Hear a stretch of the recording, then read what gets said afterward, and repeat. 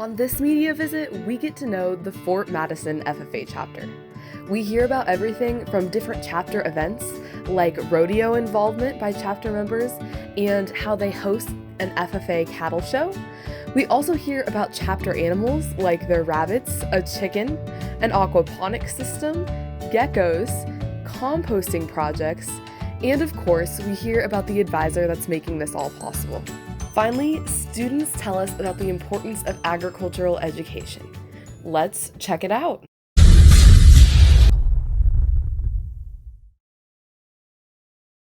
So we have 45 members in our FFA, and that's up from years in the past. I think we have some of the greatest kids here because when I first started, our membership was kind of down. And now as time has gone on, we've got more people volunteering, we've got more people coming up from younger grades that are participating in FFA, and that's something I'm really proud of because I think when we get to the point where we've got more volunteers than we need, that's a good thing for the FFA.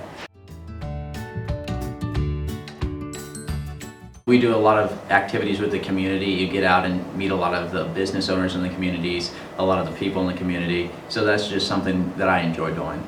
Within the chapter, we've done officer retreats, and we run the cattle show, of course, and we do a blood drive, and we have the community breakfast during FFA week. So I did the high school rodeo this year and the special kids rodeo, and then we always do a Des Moines County rodeo that we run.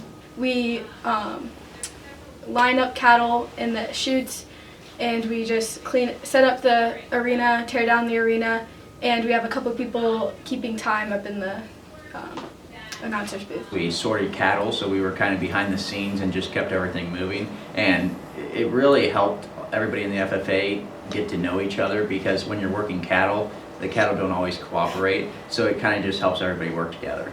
The FFA Cattle Show. We have it in Donaldson, Iowa at the Lee County Fairgrounds, and anybody who wants to show their calf in it just has to sign up. It's an all-day event. You get to spend a lot of time with people and be around a lot of animals. We set up for it, and then we run it. We have ring help, and then we tear down and clean everything up. So the cattle show we hold it at the Lee County Fairgrounds, and last year we actually had more cows there than we've ever had in the past, and it's just a great experience for young people in the community to come out and see the FFA putting on a cattle show and just them involved in the community. We have chickens and rabbits. We try and get people involved to learn about new animals, what judges look for during a people show. The construction at our school built a rabbit habitat for them so they can live in there and not get out. And we have the same thing as a chicken, they all in the same thing. And they have a heater in there that the chickens go under, and we have feeders and waters.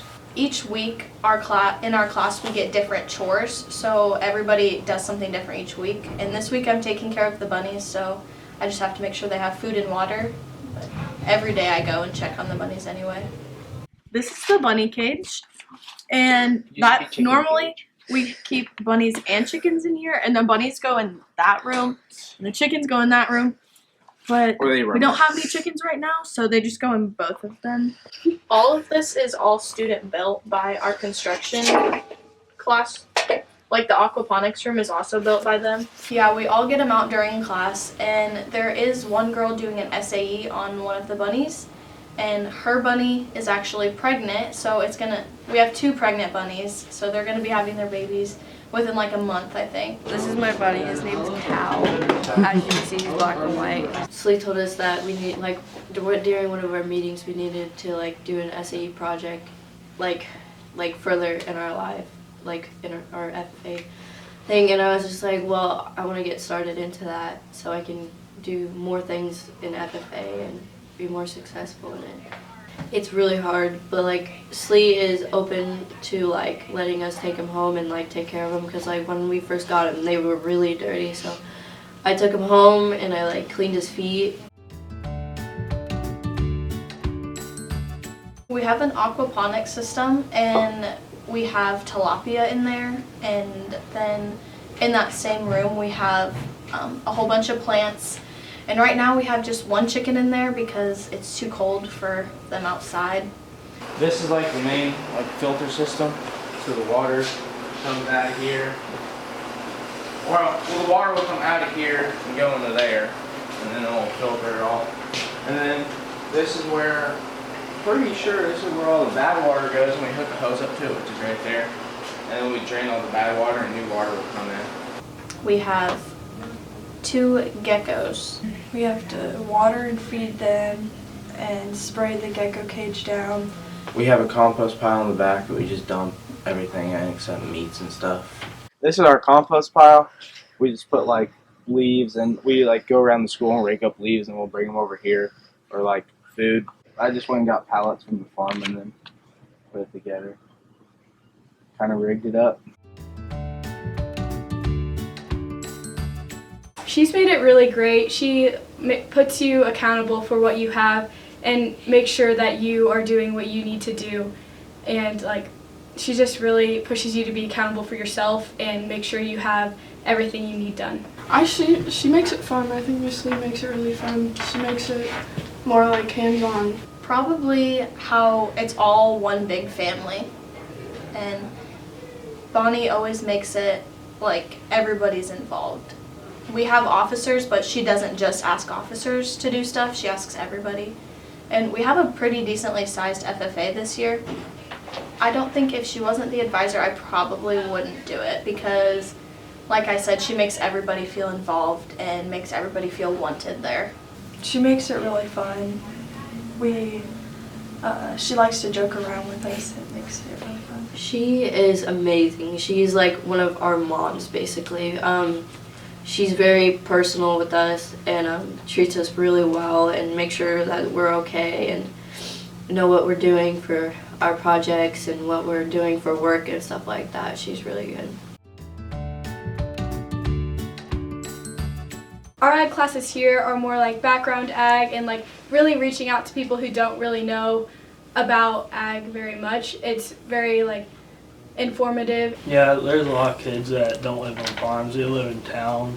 They've never been really around animals, and this is a great experience to have, so you know what it's like to be a farmer. Because I think the biggest obstacle from people joining the FFA is that they don't know what the FFA is. They think you've got to be a farmer, you got to just show cattle or do stuff like that, but they don't know about all the different activities that you can be involved in other than just agricultural parts of it. I think it's important because not many people are into it and it's not really the money that people want nowadays, and it's really hard to find good, hardworking people to work in the fields and the farms to feed everybody and to make everything work. It's really important that people know how much hard work goes into it and how much people we need to make it go.